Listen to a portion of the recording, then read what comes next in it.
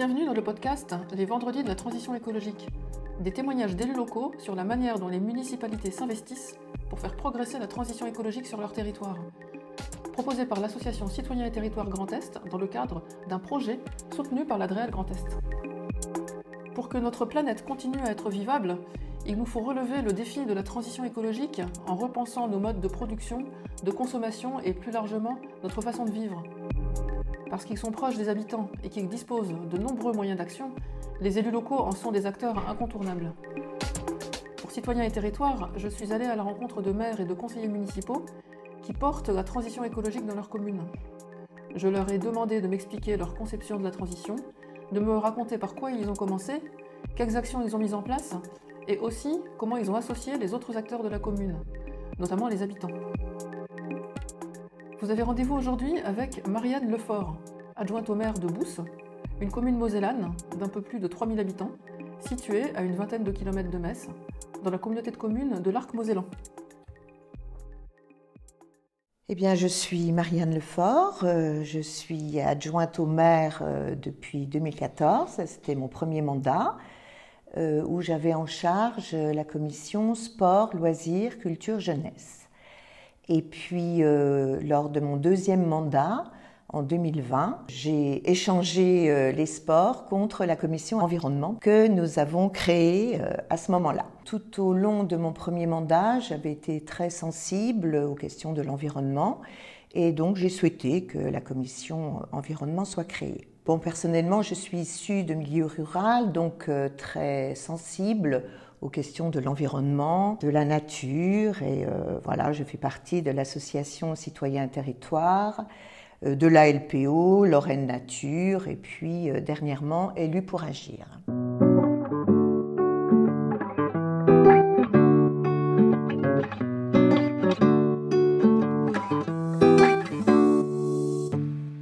Personnellement, je suis fille d'agriculteur, donc j'ai connu de très près le travail de la terre, le travail de la ferme, le lien profond des agriculteurs avec la nature. Donc bon, moi j'ai eu la chance de faire des études assez longues, mais pour moi les vacances et les loisirs c'était le travail à la ferme. Donc j'ai eu l'occasion, je crois que ça m'a donné aussi une force de travailler avec mes parents dans le respect de la nature, de l'environnement, des animaux aussi. C'était quelque chose de fondamental de garder l'admiration toujours pour les animaux et le respect des animaux et de la terre. Et j'ai connu aussi les débuts de l'agriculture qu'on a appelée par la suite raisonnée, donc l'introduction des pesticides, l'introduction des engrais. J'ai assisté à tous ces discours dans lesquels on disait eh bien l'agriculture maintenant doit être rentable, on doit travailler autrement, la terre peut produire plus. J'ai le souvenir des propos de ma mère qui disait mais comment voulez-vous qu'un jour la terre ne s'appauvrisse pas, que la terre refuse de produire alors que vous allez lui injecter tellement de produits artificiels. Laissez vivre la terre, elle nous nourrit, elle a cette richesse de nourrir une population. Et pourquoi voulez-vous la faire souffrir en introduisant des pesticides à l'intérieur?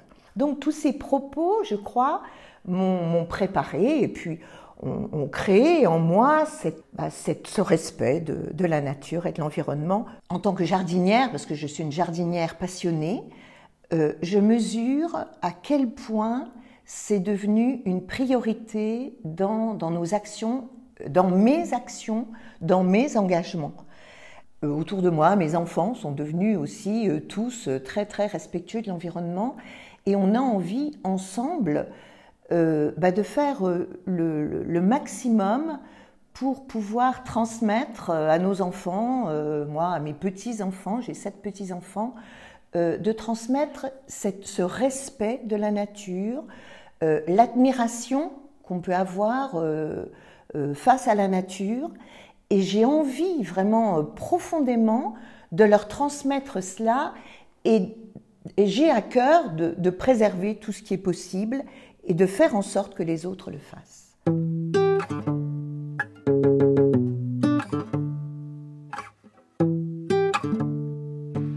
Pour moi, la transition écologique à laquelle je suis arrivée assez rapidement, eh bien, c'est la prise de conscience qu'il faut, je pense, impérativement, rapidement modifier nos comportements. Préserver l'environnement pour faire face à l'urgence climatique. Bon, je ne suis pas catastrophiste, mais je pense qu'il est temps maintenant de faire prendre conscience aussi à tous ceux qui nous entourent, eh bien, que ces comportements doivent évoluer, doivent changer, et que l'environnement est un des sujets clés qui touchent les collectivités.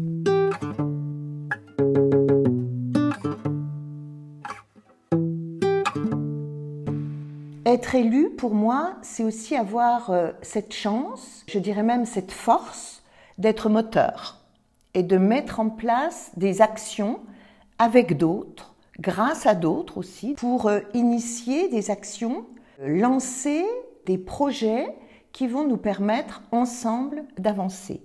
Et de sensibiliser aussi, pour moi c'est un point fort, sensibiliser les habitants et les aider eux aussi à prendre conscience pour modifier leur comportement.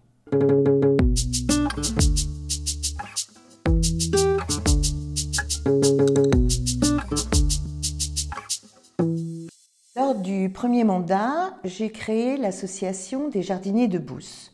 Nous avons en gestion une cinquantaine de parcelles communales qui sont destinées soit aux vergers, soit pour la plupart à des potagers. Donc nous avons de nombreux jardiniers et j'ai souhaité créer cette association pour les réunir, réfléchir ensemble, travailler ensemble. Parallèlement, le service technique possédait et possède toujours des serres dans lesquelles il cultive des plants pour la commune, pour le fleurissement de la commune. Et donc, en concertation à l'époque avec le responsable du service technique, j'ai souhaité pour nous aussi créer une serre de jardiniers dans laquelle on pourrait, comme eux, planter, semer des graines. Et c'est ce qui a donné lieu à des marchés, donc des marchés aux fleurs qu'on organise 2 fois par an. Donc avec l'association, nous achetons des micro-mottes que nous plantons et en partenariat avec le service technique qui arrose, nous les faisons évoluer jusqu'au marché aux fleurs. Et depuis 2 ans, nous semons toutes nos graines de légumes et en même temps, nous vendons des plants de légumes à notre marché aux fleurs. Donc nous approvisionnons tous les légumes de Beauce et de l'association. L'association des jardiniers compte une quarantaine de membres. Dans nos réflexions actuelles sur le fleurissement de la commune, on s'interroge sur le nombre des plantes annuelles qui ont l'avantage d'être fleuries abondamment toute la saison. On souhaiterait réduire, et chaque année on se dit on va réduire le nombre des annuelles, mais réduire les annuelles ou supprimer les annuelles, c'est sûr, on peut les remplacer par des vivaces, par des arbres, par toutes sortes d'autres végétaux, mais ça veut dire on n'est plus ensemble pour mener cette activité de plantation, de choix des plants, de réflexion ensemble, jardiniers et services techniques. Et c'est une chose qui nous tient à cœur de part et d'autre parce que c'est toujours un bon moment et lorsqu'on plante, on est avec eux, on boit le café ensemble et c'est l'occasion de véritablement échanger et d'échanger pas toujours seulement sur les plans, mais aussi sur la vision à long terme du fleurissement de la commune et de la biodiversité, de ce qu'on veut faire de notre commune sur le plan biodiversité. En partenariat aussi avec le service technique, nous avons créé ce qu'on appelle le jardin du curé, parce qu'il est juste à côté de l'église. Donc c'est un jardin partagé dans lequel on plante avec les agents des légumes, donc là on l'a planté hier, des tomates, des potirons, des courgettes, des choux, des haricots, des concombres, et puis des fleurs, il est également fleuri. On le cultive ensemble, donc on choisit ensemble ce qu'on va mettre dedans, et c'est un lieu qui est très très respecté par les habitants parce qu'ils savent que c'est notre travail. Ils nous voient planter ensemble et lorsque les légumes sont mûrs, ils viennent en chercher modérément. Donc ça, c'est aussi un point auquel on tient beaucoup.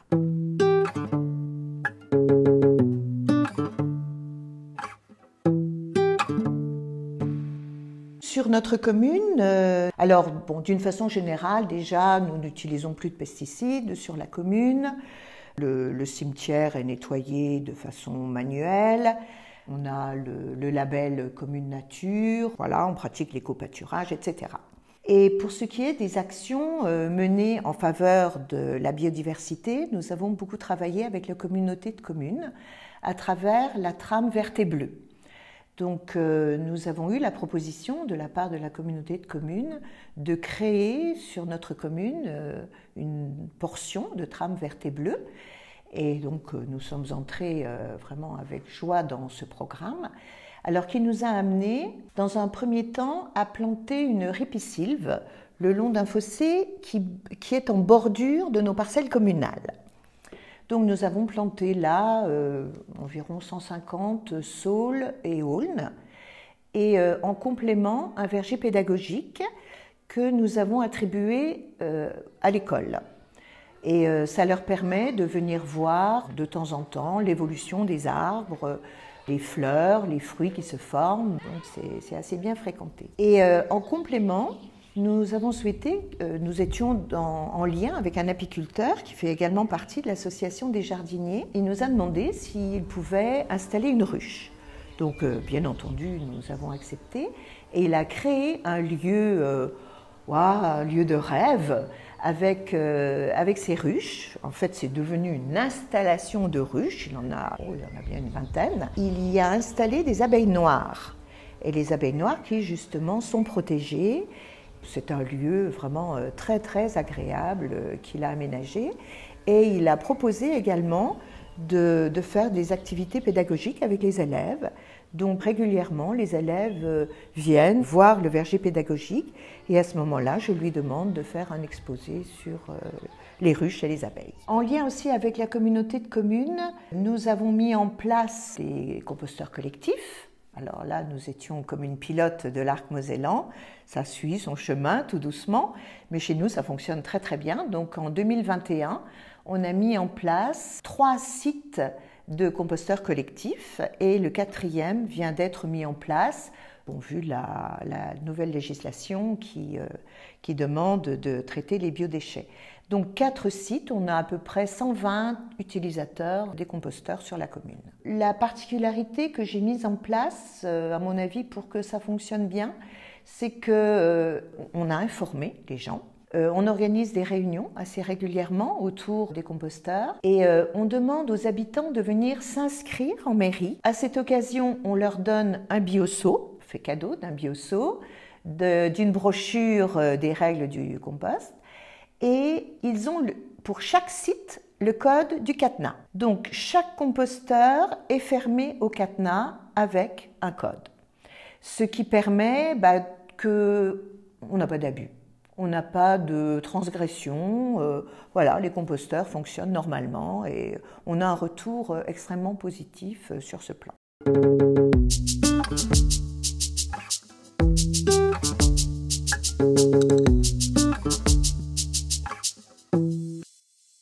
Toujours dans le cadre de la biodiversité, nous avons mis en place la végétalisation d'une partie de la cour d'école.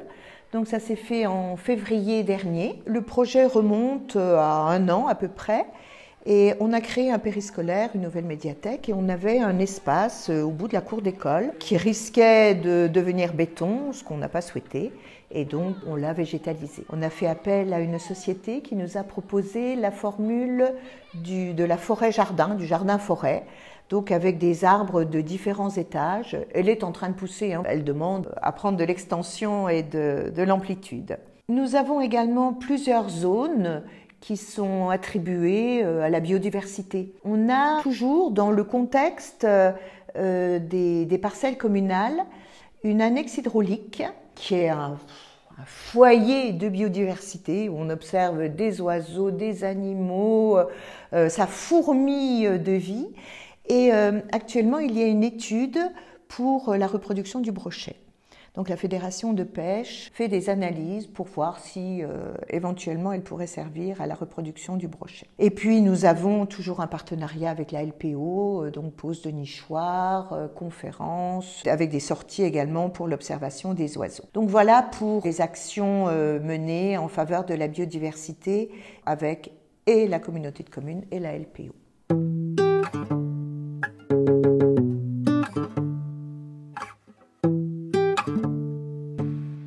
Une autre force de la commune dans les groupes avec lesquels nous travaillons, c'est le Conseil des jeunes. Alors nous avons la chance aussi d'avoir un conseil municipal des jeunes, actuellement ils sont 25, qui est dynamique, dont l'âge va de 11 ans à de 20 ans. Parce que le règlement était qu'on s'arrête à 15 ans, mais ils n'arrivent pas à partir. Donc ils restent et ils parrainent les plus jeunes. Ils sont là aussi comme moteur, comme accompagnement et c'est aussi ce qui leur donne leur force. Il y a 2 ans, un de leurs projets était une campagne anti-mégots. Nous avons travaillé vraiment tous, la collectivité et le Conseil des jeunes autour de cette campagne anti-mégots dans laquelle les parents des jeunes ont également pris part. Donc l'idée était de sensibiliser la population au rejet de mégots en expliquant la nocivité des mégots. Donc ils ont réalisé une vidéo qu'on a diffusée partout, sur tous les réseaux sociaux, de façon à ce qu'un plus grand nombre puisse la voir, où ils ont expliqué ce qu'entraînaient tous les dégâts, et les dégâts pour la faune, pour les animaux marins, pour l'environnement, que pouvaient entraîner les mégots. Et parallèlement, donc, on a vendu des cendriers de poche, et lors de toutes les manifestations, encore maintenant, les jeunes sensibilisent la population. Donc ils ont un stand avec maintenant on a eu des cendriers de poche gratuits. Donc actuellement, ils les distribuent aux gens et expliquent, eh bien, au lieu de jeter votre mégot, essayez de le mettre dans la petite boîte et de le rapporter en mairie, puisque parallèlement, nous avons des actions Nettoyons la nature. Et en même temps que le nettoyage de la nature, nous ramassons les mégots que nous mettons dans des bouteilles. Nous sommes en lien avec 2 organismes. Un organisme national qui nous subventionne de façon à ce qu'on poursuive cette action contre les mégots et avec cette subvention, nous envisageons d'acheter des cendriers collectifs. Donc c'est notre prochaine action anti-mégots, ce sont les cendriers collectifs qu'on va installer à plusieurs endroits dans la commune et le recyclage des mégots avec l'entreprise Shine avec laquelle nous travaillons également. Ils ont été également à l'initiative des zones anti-tabac qu'on a mis en place devant toutes les écoles dans les parcs de jeux. Donc ça s'est fait dans le même dynamisme que la campagne anti-mégots. On est allé jusqu'au bout. Nous avons souhaité matérialiser également cette zone anti-tabac devant les écoles, essentiellement devant les écoles, ce qui a été largement respecté par les parents qui ne franchissent plus avec la cigarette cette zone. Donc c'était une initiative avec le Conseil des jeunes et nous les avons mis en contact avec la Ligue contre le cancer qui a subventionné les panneaux, la matérialisation du sol. On a choisi également avec eux toutes les zones qui allaient devenir zones anti-tabac. Donc c'était également un travail très fructueux qu'on a mené avec eux et on reste en contact avec eux d'ailleurs.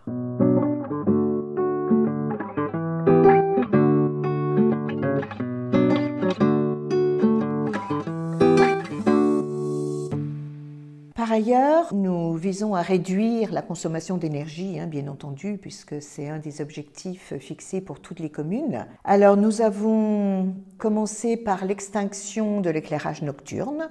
Donc, ça s'est fait en août 2022. L'extinction de 23h à 5h du matin. On a expliqué aux habitants d'abord les économies d'énergie et les économies budgétaires que ça représentait pour la commune, mais également l'intérêt pour la biodiversité, pour tous les animaux nocturnes. La chose est bien passée. Certains souhaiteraient bien évidemment qu'on rallume la nuit, mais globalement, on n'a pas de réclamation de la part de la population. Par ailleurs, on a rénové de façon très accélérée le parc des luminaires en LED. Donc on pense être bientôt à 100% de LED.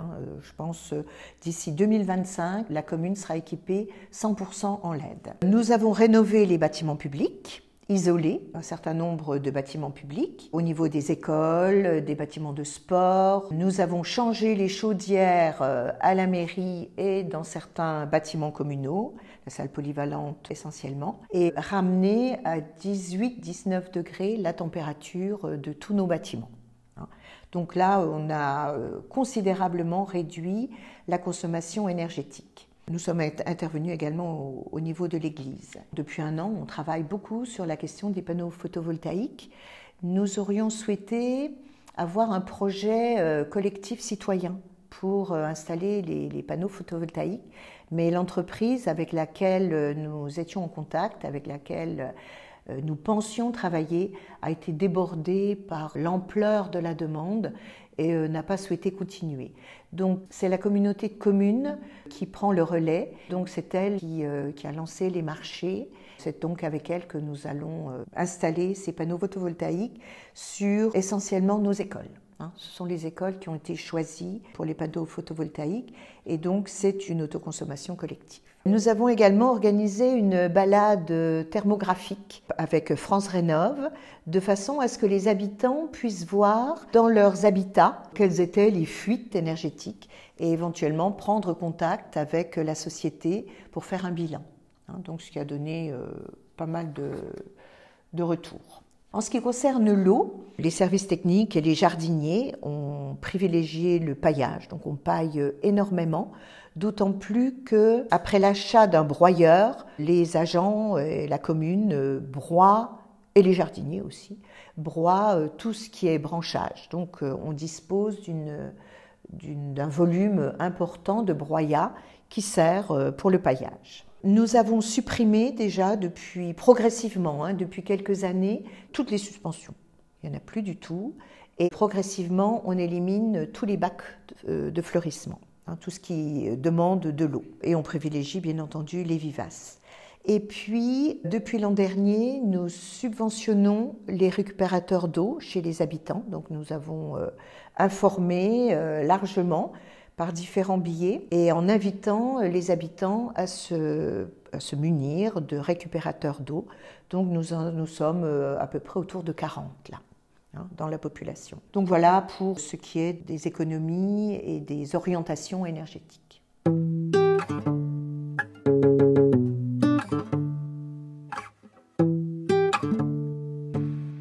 Alors nous travaillons beaucoup avec nos écoles qui se sont engagées parallèlement à tout ce qu'on fait dans des actions déjà personnelles, particulières à l'école, et en particulier E3D, donc démarche développement durable, où chaque classe a un projet différent en lien avec la biodiversité, l'environnement, etc. De notre côté, nous encourageons ces démarches.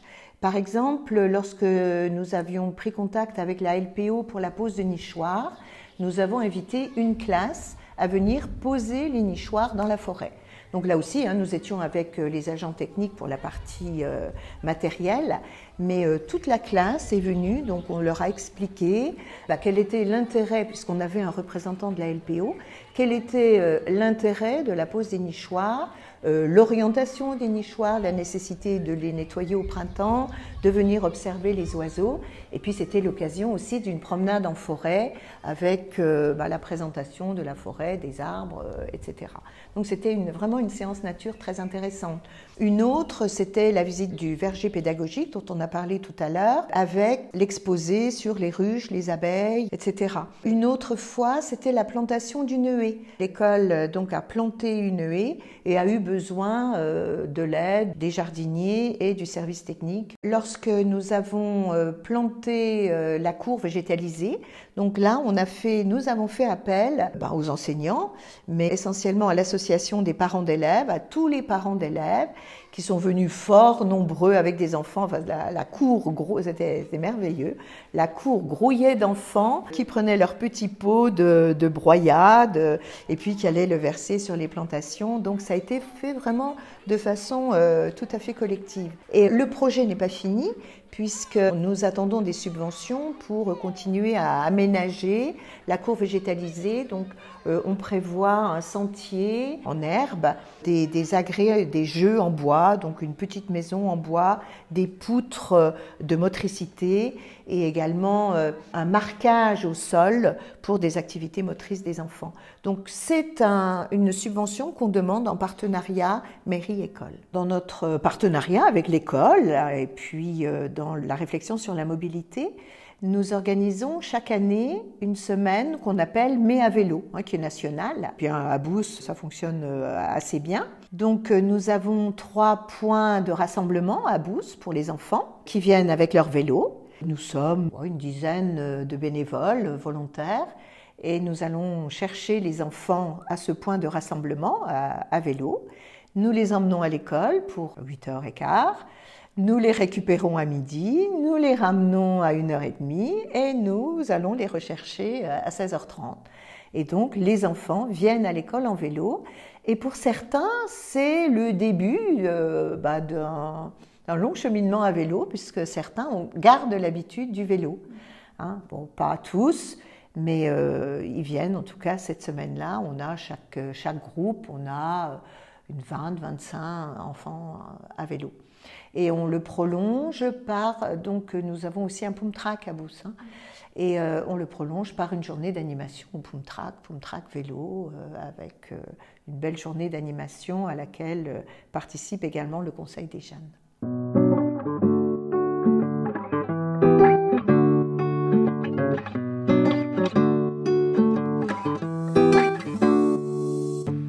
Nous avons mis en place également ce qu'on appelle repère café dans certaines communes. Chez nous, nous l'avons appelé Répare Atelier. Alors en fait, l'idée est venue par l'intermédiaire d'un jardinier qui est un très très grand technicien. J'avais vu qu'il intervenait dans un Répare Atelier, dans un repère café.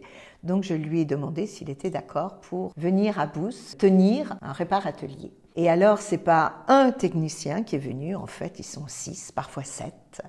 Et ils viennent tous les 2 mois, pendant presque 4 heures.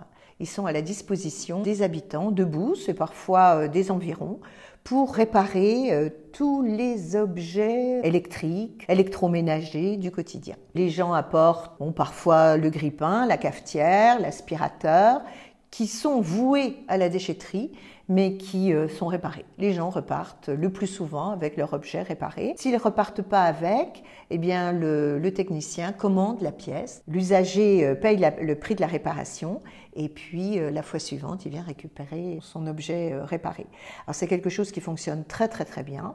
Bon, pour moi, ça fait aussi partie des gros plus de la commune, parce qu'on se rend compte qu'on met en déchetterie toutes sortes d'objets parce qu'ils ne fonctionnent plus, parce qu'on ne sait pas les réparer, et que nous avons là à notre disposition des bénévoles qui réparent et qui ont justement toutes les compétences pour réparer une télé, un ordinateur, tous les objets qui peuvent tomber en panne et face auxquels on est complètement démuni parce qu'on ne sait pas faire la réparation soi-même. Et puis on a une très très grande gratitude pour nos techniciens parce qu'ils sont extrêmement sympathiques, gais, ils entament la discussion avec les personnes qui viennent réparer et c'est un moment vraiment très fort dans la vie de la commune, ça aussi.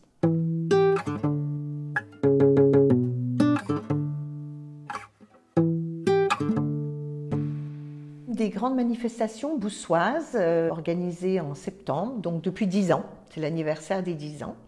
On l'a créée en 2014. C'est la fête des saveurs. Alors la fête des saveurs, c'est prioritairement une fête autour de la nature, du développement durable, des producteurs locaux, tout ce qui va tourner autour de ce qui favorise la nature. Donc elle se présente sous la forme d'un grand marché de producteurs locaux, producteurs bio. Donc on a une trentaine de producteurs fidèles, ils reviennent maintenant chaque année. Parallèlement, donc, il y a le côté festif avec la restauration, la buvette, la musique. Mais l'originalité de cette fête des saveurs, c'est aussi l'organisation de conférences autour de ces thèmes, de la nature, de l'alimentation saine, du bien-être aussi, L'an dernier, c'était l'artisanat et comment l'artisanat s'intègre dans le développement durable. Tout ce qui va permettre de sensibiliser et d'informer les gens qui assistent à ces conférences sur des points particuliers de la nature et du développement durable. Donc bon, ça fonctionne assez bien. Nous mettons également en place des ateliers. Alors en fonction du thème, si c'est le développement durable tel quel, eh bien on a organisé des ateliers sur le compostage, sur les déchets, sur la préservation de l'eau, voilà, tout ce qui peut. Et là aussi, dans ces cas-là, on travaille avec la communauté de communes qui nous aide pour les ateliers. Il y a 2 ans, c'était autour du bien-être, donc tous les ateliers étaient autour du bien-être. Cette année, nous choisissons l'alimentation. Donc nous allons avoir une conférence sur l'alimentation saine, l'alimentation qui évite le gaspillage, l'alimentation locale. Donc nous allons avoir des ateliers autour de l'alimentation, faire son pain, faire ses gâteaux, comment cuisiner sain avec des produits à portée de main. Un atelier aussi sur la cuisine des plantes, voilà. Donc c'est un petit peu l'originalité de notre fête des saveurs qui est en fait une fête autour de la nature. Cette fête des saveurs s'organise en partenariat entre la municipalité, puisque c'est nous qui l'avons mise en place, et une association très importante à Beauce qui s'appelle Beauce Anime, que j'ai créée lors de mon premier mandat.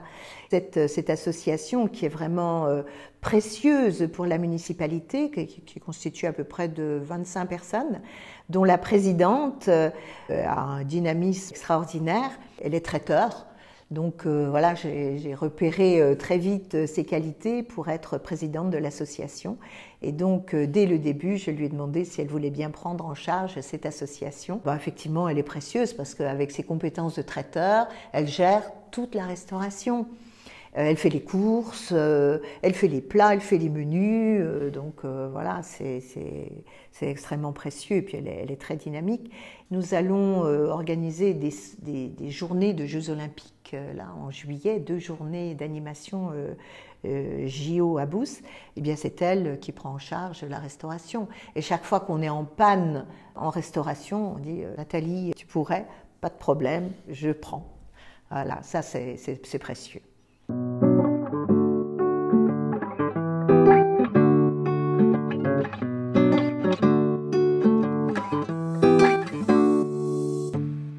Nous envisageons également d'organiser en septembre 2 semaines autour du développement durable. La fête des saveurs sera à peu près au centre de cette animation. Nous souhaitons toucher toutes les tranches de la population. Donc il y aura des spectacles pour les enfants, des contes, balades contées en forêt, avec des contes autour de la nature, de la forêt. Il y aura en direction des adolescents une thématique autour de l'habillement. On souhaiterait que nos ados, par l'intermédiaire du Conseil des jeunes, prennent conscience du chemin parcouru par les vêtements qu'ils portent. Le prix aussi, souvent bon marché, auquel ils achètent leurs vêtements. Donc en lien avec l'ADEME, on leur passera une vidéo sur toute l'histoire d'un vêtement, d'un jean, d'un t-shirt bon marché. Et puis ensuite, notre objectif, c'est de faire une sorte de défilé de mode avec des vêtements seconde main. Donc soit friperie, soit Vinted. Enfin, il y a beaucoup de friperies ou d'associations qui ont des vêtements deuxième main. Voilà, qui puissent voir qu'on peut être habillé élégamment, également avec des vêtements deuxième main. Voilà, et puis on aura également une conférence, un répare-atelier qui sera au centre. On va préparer une brochure pour les habitants pour leur expliquer quelle est toute la démarche autour de ces 2 semaines.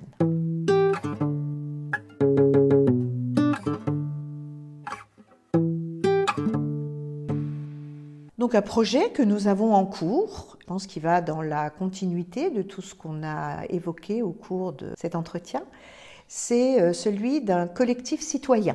Donc nous l'avons appelé ainsi, il porte différents noms selon les communes.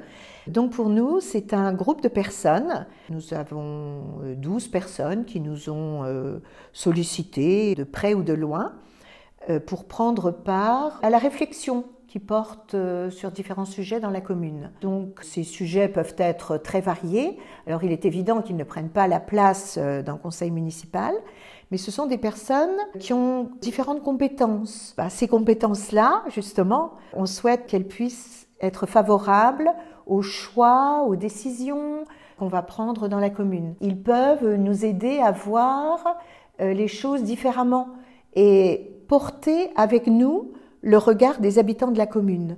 Ils sont représentatifs de différents quartiers, de professions, de différents âges. Et je pense qu'on peut attendre d'eux qu'ils nous éclairent ou qu'ils disent, bien voilà, dans la commune, on pourrait aller peut-être plus vite, plus loin ou autrement sur certains aspects. Et peut-être aussi sur les sujets environnementaux. Donc, pour moi, je me dis qu'ils peuvent être moteurs et nous aider à avancer, pas autrement, mais avancer peut-être plus efficacement sur certains points.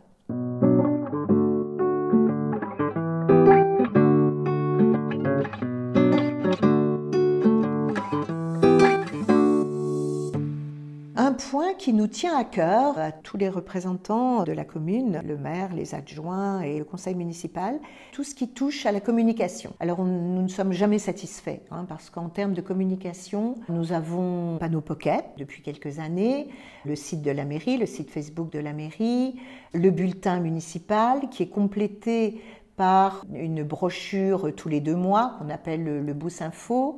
La presse locale, avec notre correspondant qui est vraiment très compétent, très attentif à tout ce qui se passe sur la commune et qui diffuse l'information. Donc on a l'impression d'une grande communication, mais on n'est jamais satisfait. Et parallèlement, nous organisons des conférences. L'an dernier, à la même époque, nous avons eu une conférence sur le changement climatique. Je tenais beaucoup à informer la population, les environs également, sur l'urgence des changements de comportement face au changement climatique. Alors, ce genre de conférence, on ne mesure pas l'impact.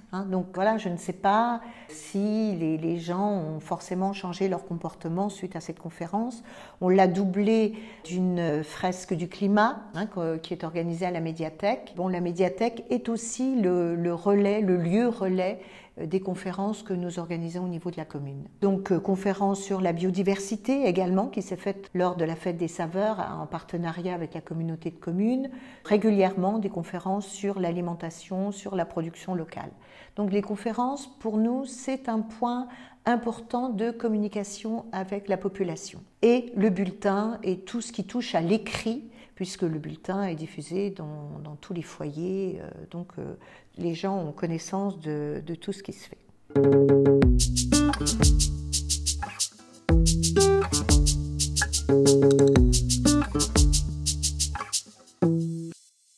Ce qui fait que ça marche, même si on se dit souvent que ça ne marche pas aussi bien qu'on le voudrait, pour moi c'est beaucoup la conviction qu'on met dans nos projets, la communication, beaucoup également la relation, le partenariat avec, que ce soit le service technique, la communauté de communes, les associations. Alors, si on prend tout ce qui marche, par exemple, si je prends la Fête des Saveurs, je dois dire que l'association a le rôle moteur, intervient à tout moment.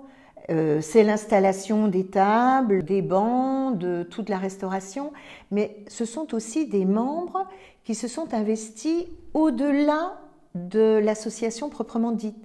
Lorsqu'on a besoin d'eux pour autre chose, ils sont là.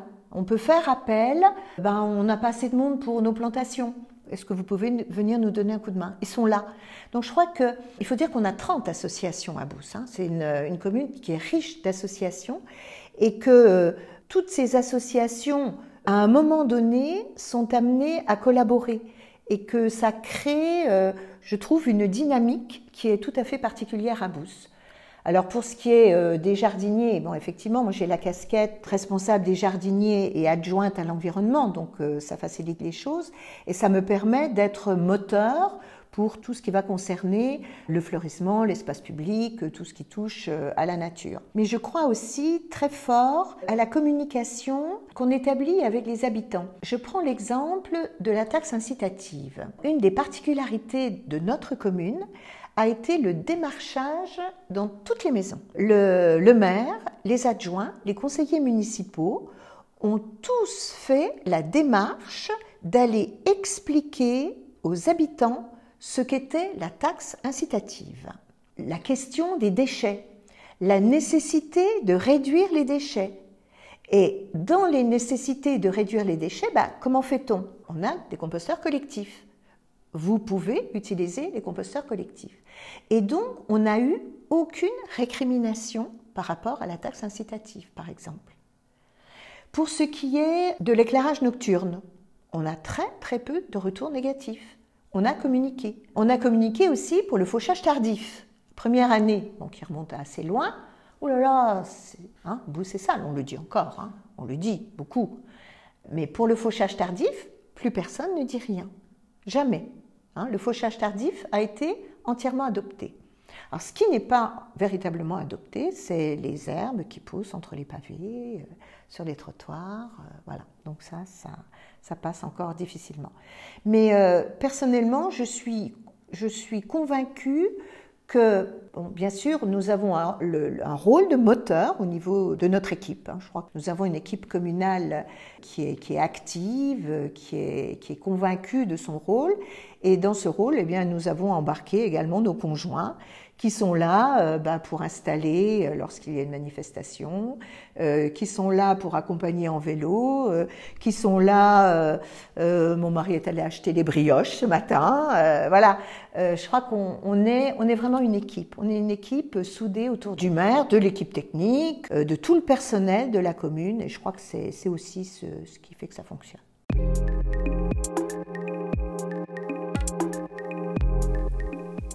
Vous venez d'écouter Les Vendredis de la Transition écologique, un podcast proposé par l'association Citoyens et Territoires Grand Est, conçu et enregistré par Fabienne Anctil, chargée de mission Transition écologique. Le montage a été réalisé par Marion Guéricola, en charge de la communication. Vous pouvez retrouver d'autres épisodes des Vendredis de la Transition écologique sur le site internet de l'association www.citoyenterritoire.fr.